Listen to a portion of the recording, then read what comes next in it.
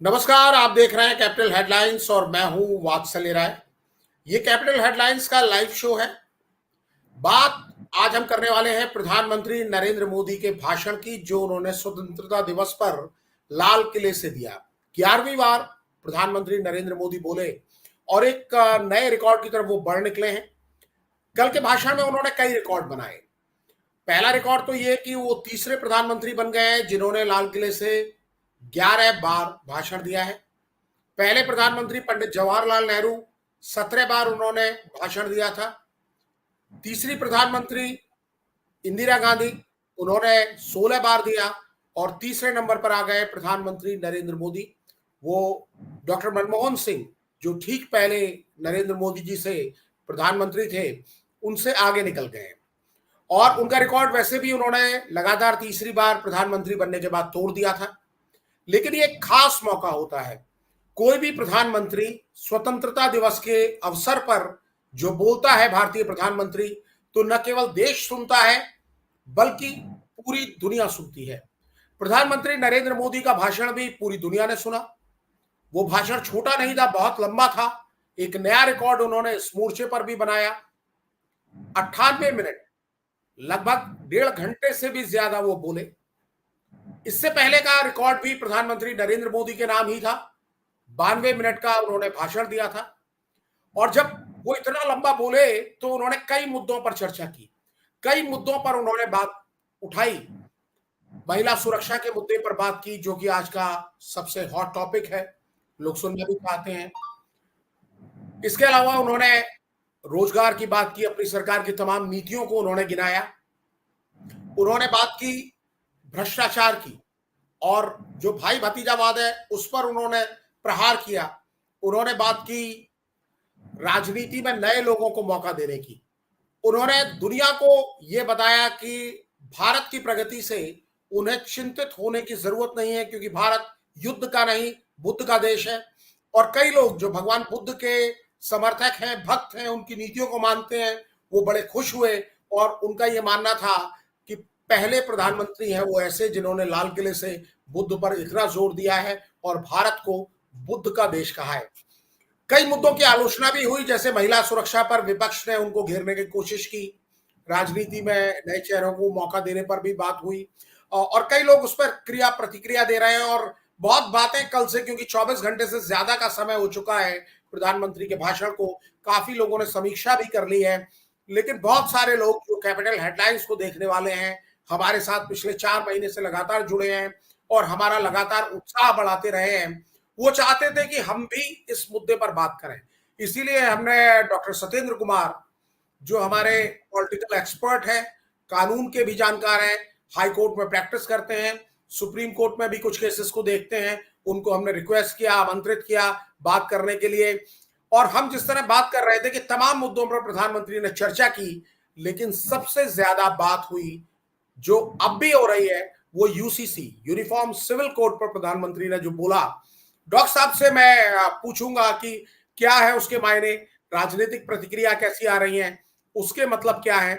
लेकिन उसके पहले आपको दिखा देते हैं कि मामला क्या है। प्रधानमंत्री नरेंद्र मोदी ने स्वतंत्रता दिवस के अपने भाषण में लाल किले से यूनिफॉर्म सिविल कोड पर बात की। सुप्रीम कोर्ट ने बार बार यूनिफॉर्म सिविल कोड को लेकर जो चर्चा की है, अनेक बार आदेश दिए हैं, क्योंकि देश का एक बहुत बड़ा वर्ग मानता है, और उसमें सच्चाई भी है, कि जिस सिविल कोड को हम लेकर के जी रहे हैं, वो सिविल कोड सचमुच में तो एक प्रकार का कम्युनल सिविल कोड है, भेदभाव करने वाला सिविल कोड है। ऐसे सिविल कोड से जब संविधान के 75 वर्ष मना रहे हैं, और संविधान की भावना भी जो हमें कहती है करने के लिए, देश की सुप्रीम कोर्ट भी हमें कहती है करने के लिए, और तब जो संविधान निर्माताओं का सपना था, उस सपने को पूरा करना हम सबका दायित्व है। प्रधानमंत्री ने कहा कि समय की मांग है, देश में एक सेकुलर सिविल कोड होना चाहिए। प्रधानमंत्री नरेंद्र मोदी ने 78वें स्वतंत्रता दिवस के मौके पर 98 मिनट का भाषण दिया। ये किसी भी पीएम का लाल किले से दिया गया सबसे लंबा भाषण है। इसके पहले भी ये रिकॉर्ड पीएम मोदी के नाम था। साल 2016 में उन्होंने 96 मिनट का भाषण दिया था। पीएम मोदी ने अपने भाषण में कई मुद्दों की चर्चा की। बांग्लादेश से अपेक्षा की कि वो हिंदुओं की सुरक्षा सुनिश्चित करेगा। उन्होंने रिफॉर्म, शिक्षा, रोजगार, वन नेशन वन इलेक्शन की बात की तो भ्रष्टाचार और नकारात्मक राजनीति के मुद्दे पर विपक्ष को घेरा। लेकिन सबसे ज्यादा चर्चा यूसीसी के मुद्दे की हो रही है। पीएम ने अपने भाषण में इस पर भी बात की। कांग्रेस ने पीएम के बयान को संविधान निर्माता डॉक्टर अंबेडकर का अपमान बताया है। कांग्रेस नेता जयराम रमेश ने एक्स पर लिखा कि प्रधानमंत्री की दुर्भावना और विद्वेष की कोई सीमा नहीं है। यह कहना कि अब तक हमारे पास कम्युनल सिविल कोड रहा है, डॉक्टर अंबेडकर का घोर अपमान है। डॉक्टर साहब, आपने सुना प्रधानमंत्री ने क्या कहा। जयराम रमेश जो कांग्रेस पार्टी के बड़े नेता है, राहुल गांधी के सलाहकार माने जाते हैं और माना जाता है कि ज्यादातर वो तय करते हैं कि राहुल गांधी क्या बोलेंगे, क्या कहेंगे। लेकिन मैं एक बार फिर वो पूरा बयान, वो लगभग 1.5 मिनट का बयान है यूसीसी पर प्रधानमंत्री का, वो आपको सुना देता हूं। उसके बाद फिर मैं आपका कमेंट लूंगा। एक बार आप इस पूरे बयान को सुन लीजिए।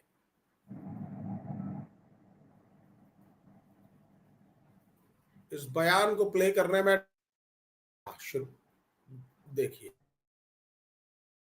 मेरे प्यारे देशवासियों, हमारे देश में सुप्रीम कोर्ट ने बार बार यूनिफॉर्म सिविल कोड को लेकर जो चर्चा की है, अनेक बार आदेश दिए हैं, क्योंकि देश का एक बहुत बड़ा वर्ग मानता है और उसमें सच्चाई भी है कि जिस सिविल कोड को हम लेकर के जी रहे हैं, वो सिविल कोड सचमुच में तो एक प्रकार का कम्युनल सिविल कोड है, भेदभाव करने वाला सिविल कोड है। ऐसे सिविल कोड से जब संविधान के 75 वर्ष मना रहे हैं और संविधान की भावना भी जो हमें कहती है करने के लिए, देश की सुप्रीम कोर्ट भी हमें कहती है करने के लिए, और तब जो संविधान निर्माताओं का सपना था, उस सपने को पूरा करना हम सबका दायित्व है।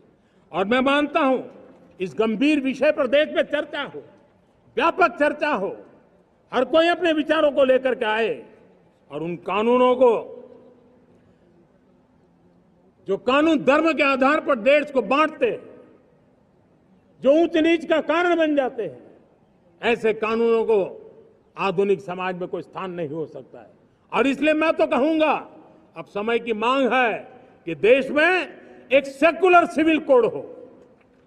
हमने कम्युनल सिविल कोड में 75 साल बिताए हैं, अब हमें सेक्युलर सिविल कोड की तरफ जाना होगा और तब जाकर के देश में धर्म के आधार पर जो भेदभाव हो रहे हैं, सामान्य नागरिक को जो दूरी महसूस होती है, उससे हमें मुक्ति मिलेगी। तो डॉक्टर साहब, बहुत सारे लोग बहुत दिन से, जब से रिजल्ट आया था, 4 जून की वो तारीख थी, तब से मान रहे थे कि विपक्ष एजेंडे तय करता है, प्रधानमंत्री और उनकी पार्टी भारतीय जनता पार्टी वो फॉलो करती है। लेकिन इस बार तो जबरदस्त फॉर्म में थे। ये माना जा रहा था कि जो पूर्ण बहुमत नहीं है, 240 सीटों पर इस बार बीजेपी अटक गई है, तो उसका प्रेशर लाल किले पर भी दिखेगा। लेकिन प्रधानमंत्री नरेंद्र मोदी ने तो एक नया जिसे कहा जाए एक दिशा तय कर दी है, और उन्होंने कहा कि धर्म के आधार पर जो भेदभाव होता है, विपक्ष को बिल्कुल डिफेंसिव मोड में ला दिया है। आलोचना तो हो रही है, लेकिन आप इसे कैसे देख रहे हैं? एक निष्पक्ष न्यूट्रल राजनीतिक विश्लेषक के तौर पर और एक वकील, कानून के जानकार के तौर पर मेरा ये प्रश्न है आपसे। वात्सल जी, यूनिफॉर्म सिविल कोड, समान नागरिक संहिता, ये संविधान का अनुच्छेद 44 जो है अधिकार देता है इस देश के लोगों को कि आपके साथ देश का संविधान यूनिफॉर्म सिविल कोड के रूप में काम करेगा। हो सकता है कुछ खास बातों को लेकर के अंतर आता होगा, लेकिन जिस दिन से संविधान लागू हुआ है इस देश में 1950 से, 26 जनवरी 1950 से, माना जाता है कि ऐसा है, चल रहा है। देखिए, प्रधानमंत्री जी ने एक बात और कही, उन्होंने इस बार, देखिए मेरा तो मानना है कि बीजेपी के सोच, बीजेपी अलग, उन्होंने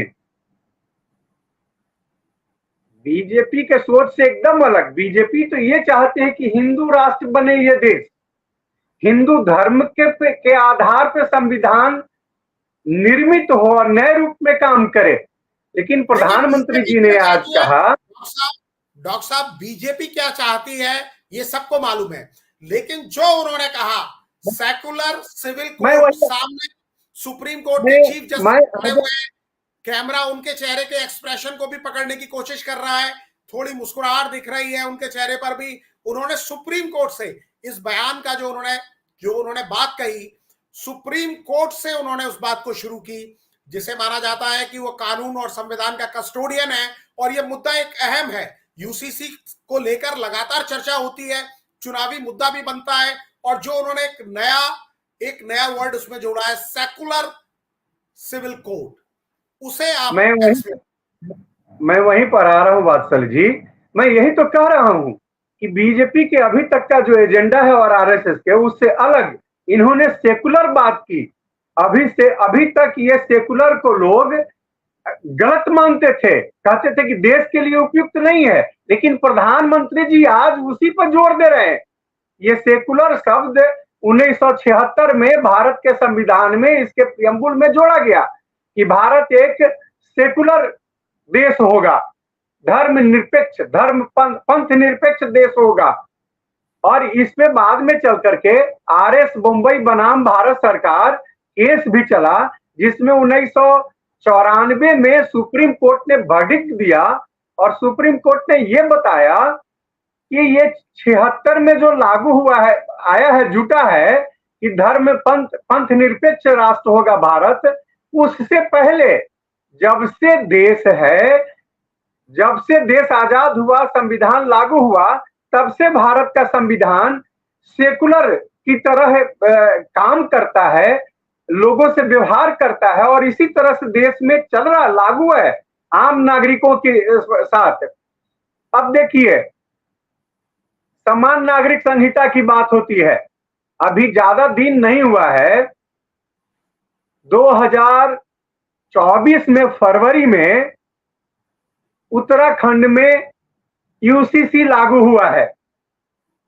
भारतीय संविधान में यह व्यवस्था है, कुछ विषयों पर प्रदेश सरकारें भी कानून बना सकती हैं और भारत सरकार भी बना सकती है, समवर्ती सूची के जो विषय हैं।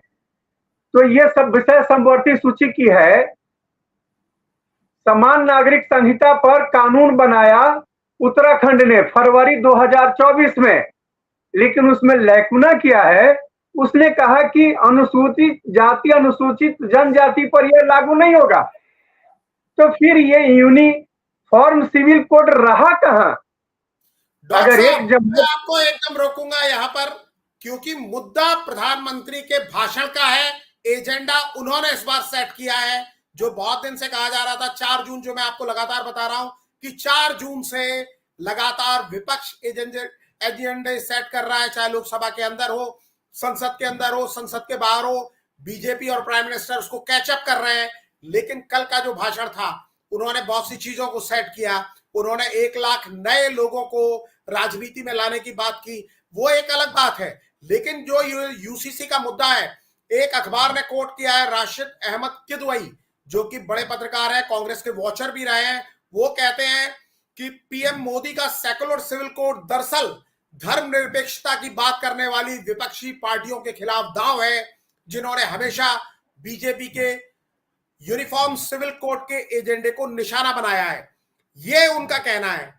राशिद अहमद के किदवई बड़े पॉलिटिकल कमेंटेटर हैं। आप इस मुद्दे पर बताइए, उत्तराखंड ने क्या किया, उसकी समीक्षा चर्चा हो चुकी है।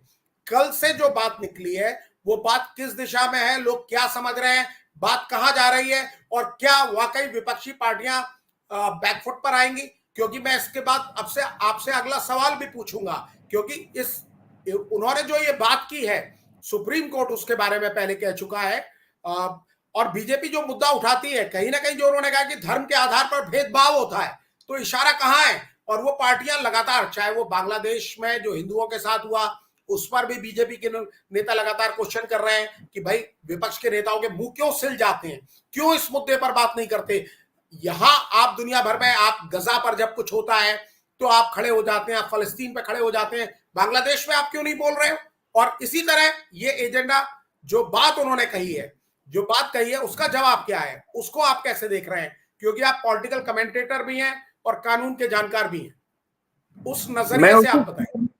मैं उसी संदर्भ में कह रहा था वात्सल जी, गवर्नमेंट जो है उत्तराखंड की एक पार्ट है आदरणीय प्रधानमंत्री जी का, वो भी सरकार है और बीजेपी की सरकार है।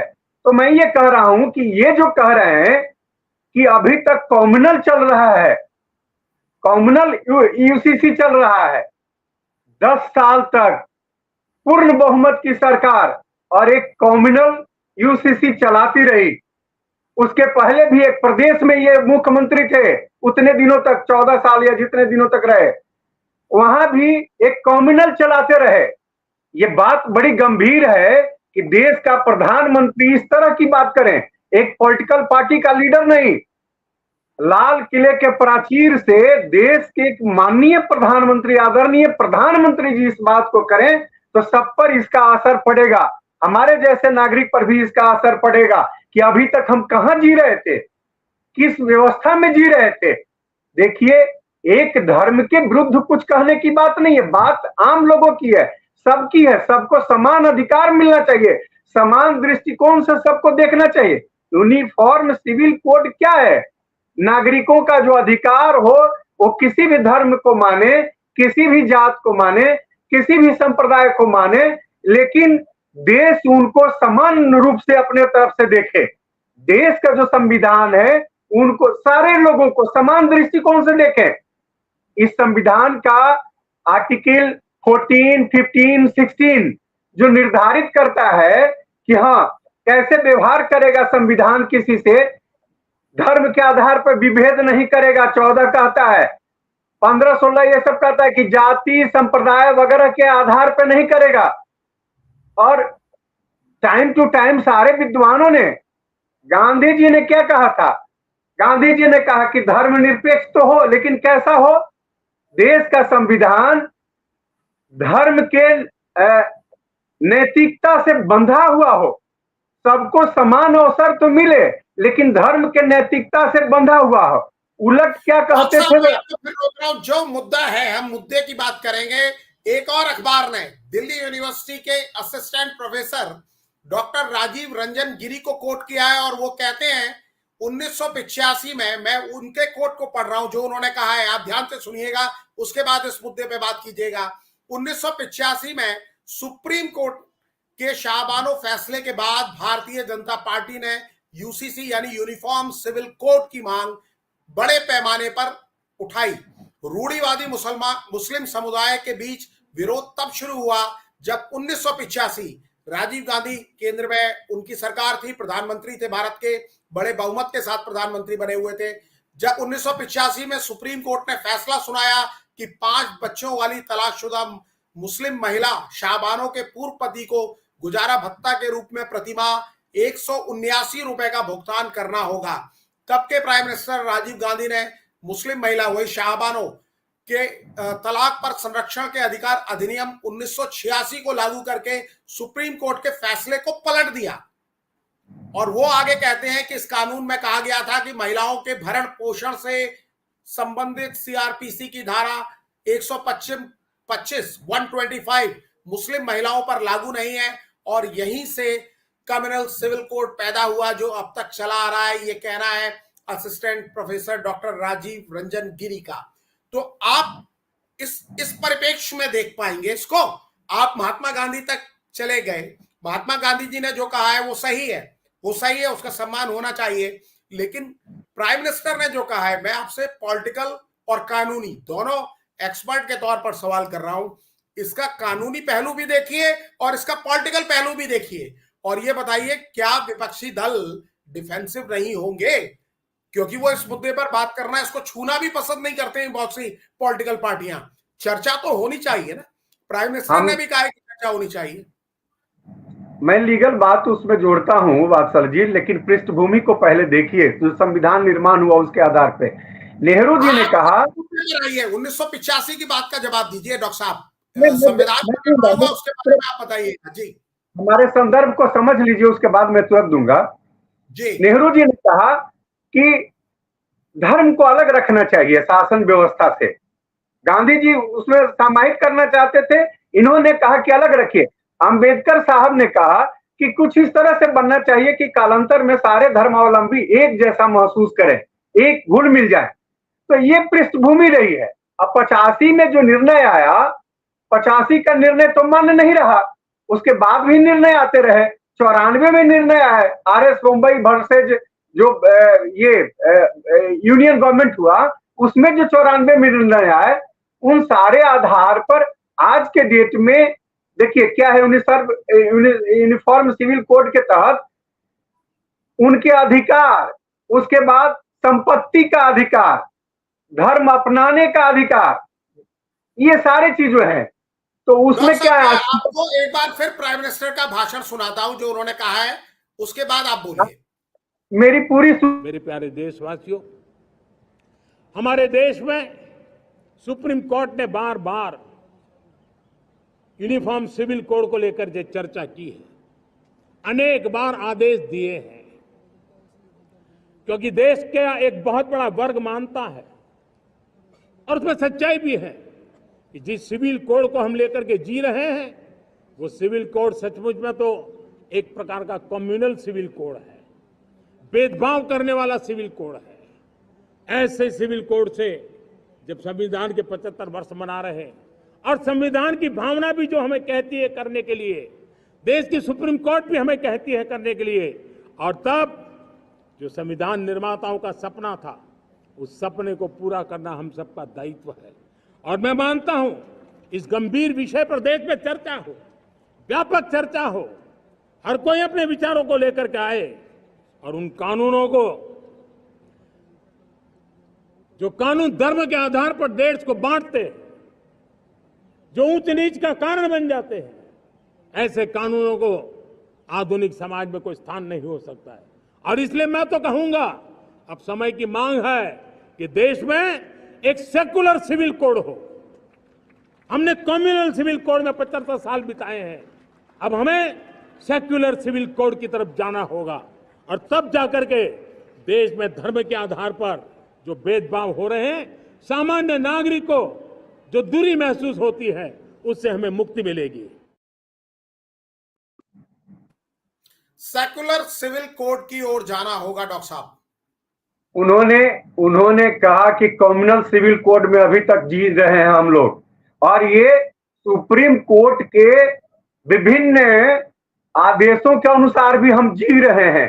मेरा ऑब्जेक्शन है इस पे वात्सल जी, 94 में जो आया है सुप्रीम कोर्ट का निर्देश, मैं बार बार कह रहा हूं कि आरएस मुंबई बनाम भारत सरकार के मामले में सुप्रीम कोर्ट ने जो वर्डिक्ट दिया उसको उठा करके देखा जाए। वो कहा कि नहीं, कंप्लीट रूप से सेकुलर सिस्टम यहाँ इस देश में काम कर रहा है, और ये कसूरवार है पिछले 10 वर्षों से कि कम्युनल जो सरकार चल रही है, कम्युनल जो शासन व्यवस्था चल रही है, क्योंकि उसी संविधान के अनुसार ये सरकार चला रहे हैं और उस सरकार के ये मुखिया हैं, और अगर इनकी समझ है कि इस देश में कम्युनल चल रहा है तो ये कसूरवार है, और ये कानूनी रूप से कसूरवार है, एक्सेप्ट करते हैं। तो आप उनको कसूरवार ठहरा रहे हैं, वो चर्चा करने की बात कर रहे हैं, आप सीधा उन पर इल्जाम लगा रहे हैं। चर्चा की बात है, यहाँ चर्चा होनी चाहिए। किसी पर आरोप लगाना, इल्जाम लगाना, आरोप उस पर लगाना और उसको दोषी ठहरा देना, ये तो देखिए अदालत का काम है। मैं अपने तरफ से नहीं करूं, वो खुद कर रहे हैं, मैं नहीं आरोप लगा रहा हूं। स्वयं प्रधानमंत्री जी आरोप लगा रहे हैं कि 75 वर्षों से कम्युनल। मैं आपको एक और व्यक्ति का कोट करना चाहूंगा, एक और अखबार से बात की है, पूर्व प्रोफेसर हैं एनके सिंह साहब। वो कहते हैं कि प्रधानमंत्री ने जिस सेकुलर सिविल कोड की और इशारा किया है, वो वाकई यूनिफॉर्म सिविल कोड है, और वह पूरे देश में हर धर्म के लोगों पर हर मुद्दे पर एक जैसे कानून की वकालत कर रहे हैं, जो भारतीय जनता पार्टी की अगुवाई वाली केंद्र सरकार का एक अहम एजेंडा भी है।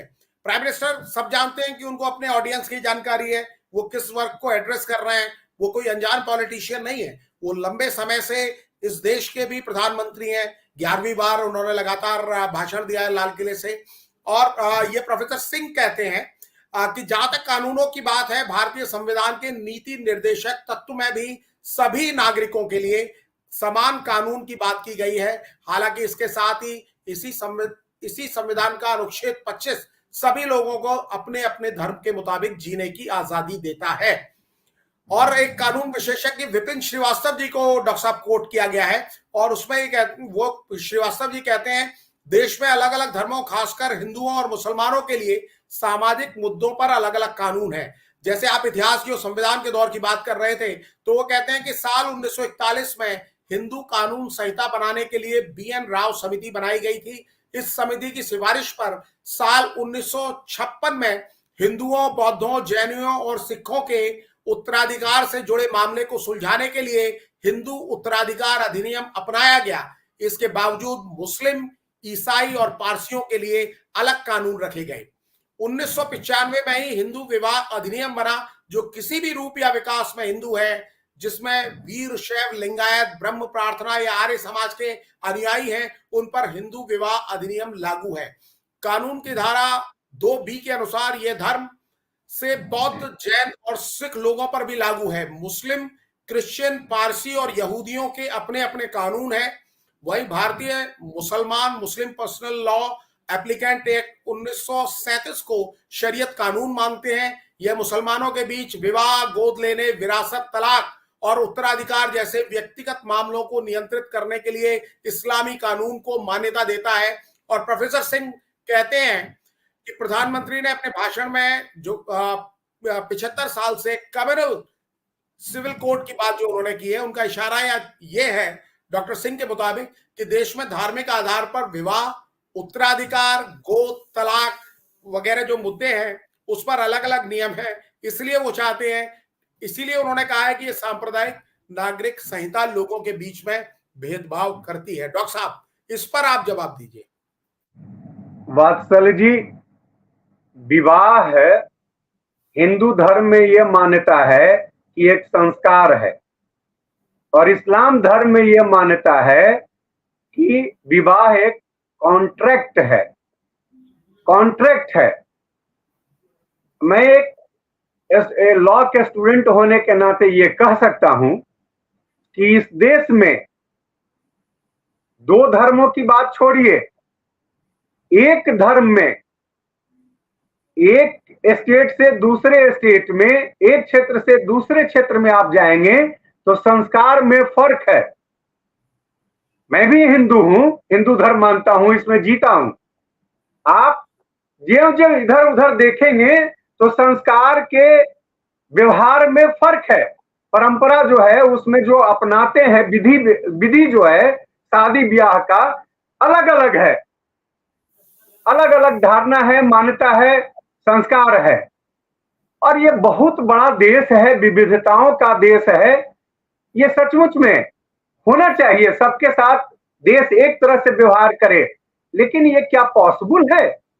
किसी एक धर्मावलंबी के ही कन्याकुमारी और कश्मीर के बीच में जो एक धर्मावलंबी है, उनके बीच के शादी विवाह के ये धन के जो संपत्ति का जो अधिकार है, परंपराएं जो चली आ रही हैं, ये संभव है? देश भले संविधान दे रहा है कि हाँ समान, अभी तो सबसे पहले ये मर्द और औरत के बीच में है, पुरुष और महिला के बीच में है, लड़के और लड़की के बीच में है। संपत्ति के अधिकार में पहले फर्क था, अब समान है। धीरे धीरे ग्रेजुअली इस देश में सुधार होते रहा है, संशोधन होते रहे हैं और ये बात चलते रही है। तो आज के डेट में मैं आपसे पूछूंगा, सीधी बात पूछता हूं मैं आपसे, आप सीधा जवाब आज नहीं दे रहे हैं, आप सीधा जवाब देने के लिए जाने जाते हैं। सीधी बात कीजिए, आज सीधा सवाल हम आपसे कर रहे हैं। आप कभी इतिहास में ले जा रहे हैं, कभी आप बाकी चीजें, जो सीधा सवाल है। दो सवाल मैंने आपसे सीधे पूछे और लोग भी जो आपको देखते हैं, और उन्होंने कई उनमें से लोगों ने कहा कि डॉक्टर साहब की इस बारे में क्या ओपिनियन है, आप बात कीजिए। मैंने खुद उन्हें कहा कि भाई कई लोग कल से ही समीक्षा कर रहे हैं, प्राइम मिनिस्टर के भाषण में बहुत से लोगों ने समीक्षा की, कुछ तारीफ कर रहे हैं, कुछ आलोचना कर रहे हैं।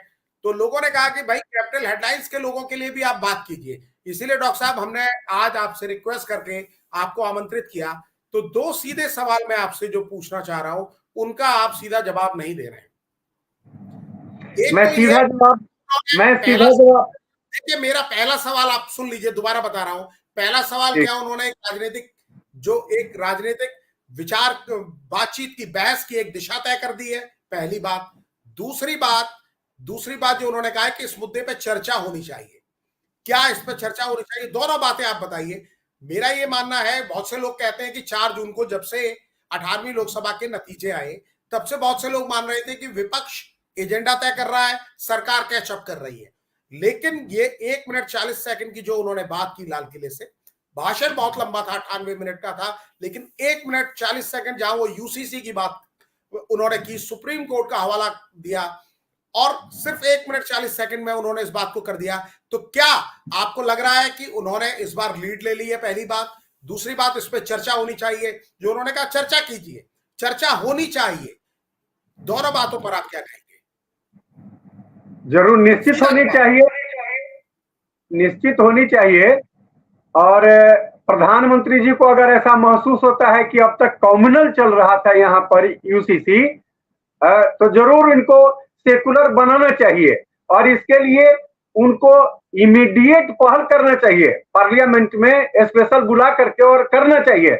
और मुझे तो ये लगता है कि अच्छी बात है, 24 वर्षों के बाद, चूंकि ये शासन के प्रमुख हैं, पिछले 24 वर्षों से शासन के प्रमुख हैं, तो इनको 24 वर्षों में जरूर ये समझ में आया कि ये सेकुलर नहीं चल रहा है, इस देश में कॉम्युनल चल रहा है, तो कॉम्युनल नहीं रहना चाहिए।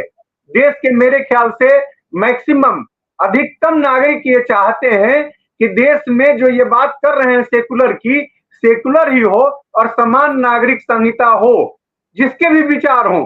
कोई नहीं कहेगा इस देश में कि समान नागरिक संहिता नहीं हो, समान नागरिक संहिता हो। और इसके लिए प्रधानमंत्री जी को अविलंब पहल करना चाहिए। प्रधानमंत्री जी जिम्मेवारी वाले जगह पे हैं, हमारे जैसे आपके जैसे लोग नहीं हैं कि मांग करें, इनको इंप्लीमेंट करने के लिए पहल करना चाहिए, इमीडिएट पहल करना चाहिए। पहल उन्होंने कर दिया, चर्चा की बात की है। डॉक्टर साहब, आपने अपनी बात रखी। कार्यक्रम थोड़ा लंबा हो गया, अमूमन हम लोग 20-1 मिनट बात करते हैं, आज आपसे बात करने में वक्त का पता नहीं चला, 32-33 मिनट की चर्चा हो गई। डॉक्टर साहब, आप इस चर्चा में शरीक हुए, आपका बहुत बहुत आभार, धन्यवाद। और अगर जो आप देखने वाले हैं, अगर आप भी कुछ कमेंट करना चाहते हैं, इस मुद्दे पे आप कहना चाहते हैं, क्योंकि प्रधानमंत्री ने खुद कहा है कि इस पर चर्चा होनी चाहिए, डॉक्टर साहब ने अपने विचार रखे, उन्होंने अपनी बात रखी, इनकी बात आपको कैसी लगी, ये भी आप हमें कमेंट करके बताएंगे तो हमें बहुत अच्छा लगेगा। आप इस कार्यक्रम को देखते रहे, बड़ी संख्या में आप लोगों ने इस कार्यक्रम को देखा, हम आपके बहुत आभारी हैं। कैपिटल हेडलाइंस आपका अपना मंच है, आपकी वजह से ये मंच है, और आप जितना हमें सहयोग करेंगे उतना हमारी ताकत बढ़ेगी, आपकी आवाज भी बुलंद होगी, क्योंकि हम चाहते हैं कि आपकी आवाज भी इसमें शामिल हो। बहुत बहुत आप सभी का आभार।